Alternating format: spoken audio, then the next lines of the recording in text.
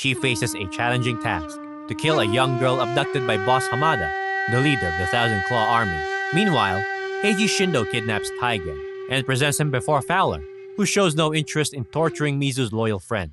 Fowler's sole focus is on securing the shogun's head and seizing control of the entire nation. Taigen endures the torture, determined to survive and confront Mizu when she enters Miyanoseki. Welcome back to Real Savant, where we bring you recaps of the most awesome movies and TV shows. Today we bring you Blue Eye Samurai, where we follow the path of a warrior hell-bent on revenge in Edo period Japan. Just sit back, relax, and enjoy the ride. If you're new here, don't forget to subscribe and ring that notification bell so you never miss an update. With Goro's guidance, Akemi locates Mizu at Madame Kaji's brothel, where Taigen's scarf is wrapped around his neck. To gain access to the information she needs, Akemi forces Goro to sell her, seeing it as her only chance to find Taigen. In an attempt to please Madame Kaji and avoid expulsion, Akemi reluctantly accepts her first client, successfully seducing them to everyone's surprise. She volunteers to serve Mizu, as others are hesitant, and despite drugging the sake, Akemi is caught by Mizu, who deceives her into believing that Taigen is dead. In retaliation for her courageous act, Mizu ties her up. Mizu is compelled to fulfill Madame Kaji's task or forsake the opportunity to find Fowler. Sneaking into Boss Hamada's castle, she encounters the young girl receiving treatment for the daily abuses inflicted by her husband.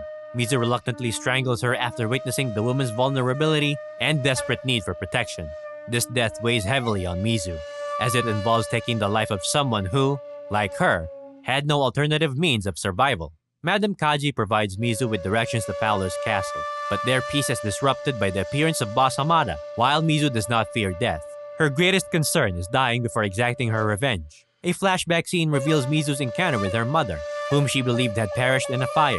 Now working as a prostitute, Mizu's mother, out of concern for her daughter's well-being, arranges for Mizu to marry another outcast named Mikio, who works for the white man. Despite initially sharing a sweet bond and even revealing her skill in swordsmanship to him, Mizu's trust is betrayed when Mikio brings in the white man's soldiers. In tears, she defeats all of them.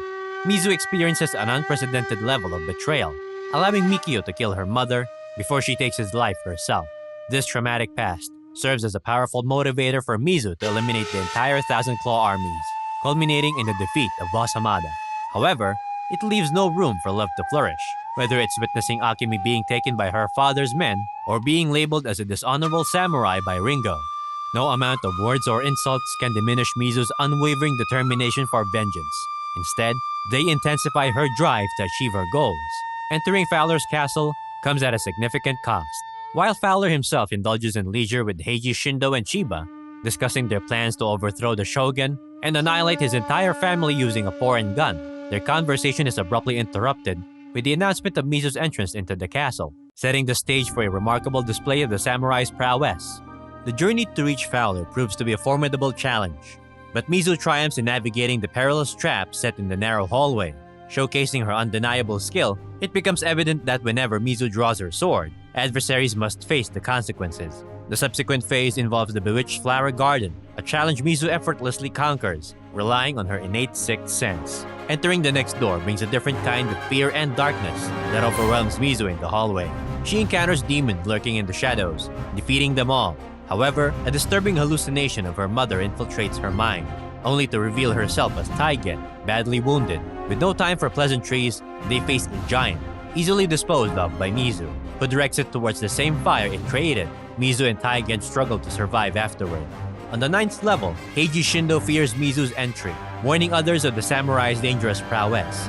Amid arguments about Mizu's perceived commonness, a sword pierces the heart of the shogun's emissary, signaling Fowler's readiness to confront Mizu and avenge his past actions of turning her into a monster and a bastard.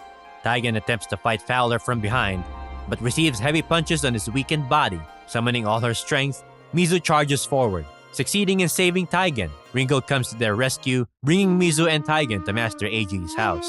Fowler and Heiji Shindo leave the castle for a spring procession to Edo, reveling in fun and pleasure at each stop. Fowler discloses his intention to wage war against the shogunate army and his need for guns, revealing to Heiji Shindo that foreign guns will arrive in 2 days for his attack on the shogun at the Council of Elders meeting. Upon learning this, Heiji Shindo urgently sends a letter to Chiba, warning him to prevent Fowler from obtaining the guns. Akemi's prospects seem bleak, as she arrives in Edo for her official marriage to Takayoshi, the shogun's son. Despite her teeth turning pearl black and her dissatisfaction with her cruel and silent betrothed, death seems like the only escape. Akemi attempts to jump out of the window, but Seki intervenes. Despite Akemi's resentment, Seki encourages her to persevere, acknowledging that she possesses everything necessary to survive and thrive in the shogun's house. Fortunately, Akemi spots someone familiar, Madame Kaji, and the prostitutes from Miyano Seki. Madame Kaji offers advice to Akemi, urging her to be courageous and exploit Takayoshi's weakness. Meanwhile, Mizu and Taigen recover from a brief unconsciousness. Mizu remains steadfast in her determination for revenge, seeking Master Eiji's assistance in fixing a broken sword. However, the sword maker refuses, asserting that Mizu's inner rage is uncontrollable. Unfazed, Mizu attempts to mend her sword without success. Taigen encourages Mizu to explore alternative means to defeat Fowler. Recognizing that her sword may not be the only solution, Mizu then reveals that Akemi is set to marry Takayoshi of the Edo clan, and Fowler is scheming to attack on said clan.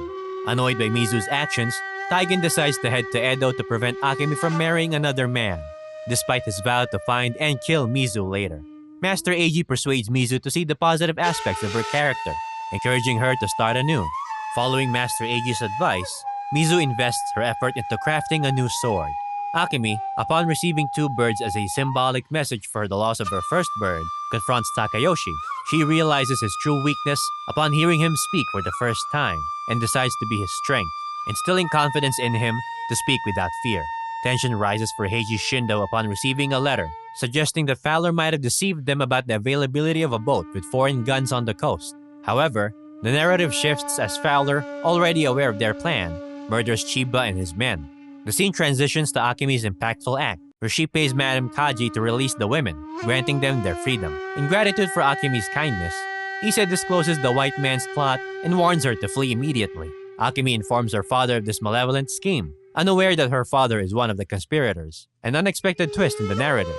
Daichi forcibly ejects Ise from the window and confines Akemi to a secure room, executing their plan to assassinate the shogun and the Edo clan.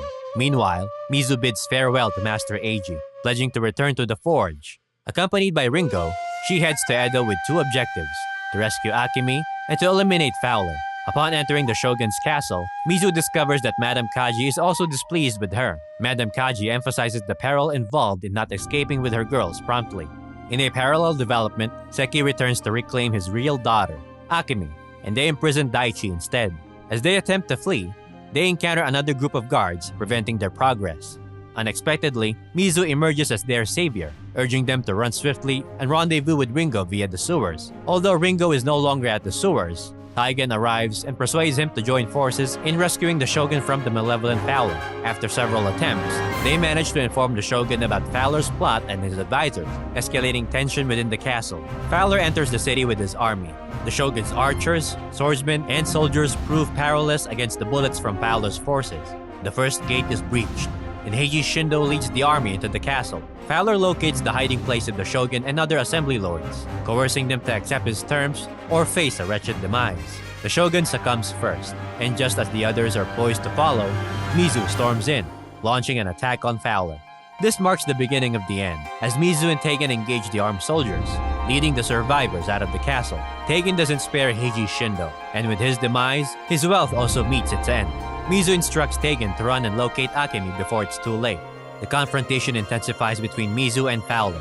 True to the white man's cunning nature, Mizu sets the room ablaze, causing the fire to engulf the entire castle and impact every inhabitant, young and old alike. Akemi and Seki manage to escape through the castle gates, but must impede the armored soldiers from fleeing. During this effort, Seki is struck by a bullet and dies outside of the gates, never leaving Edo alive. Akemi encounters Taigen, who mourns her father's death and urges him to join him. She declines, choosing to seek happiness with her former lover. Akemi's sole focus is on achieving greatness and pursuing her desires. She returns to her husband, Takayoshi, determined to be his pillar of strength and ensure Daichi faces the consequences he deserves. Fowler appears to possess more knowledge about Mizu than she does, claiming that the other two white men, Skeffington and Routley, are even more sinister and perilous. Fowler discloses their location as London. This revelation suggests that Mizu requires Fowler's cooperation to fulfill her revenge. Ringo and Master Eiji patiently wait, uncertain whether they will continue waiting indefinitely or take action.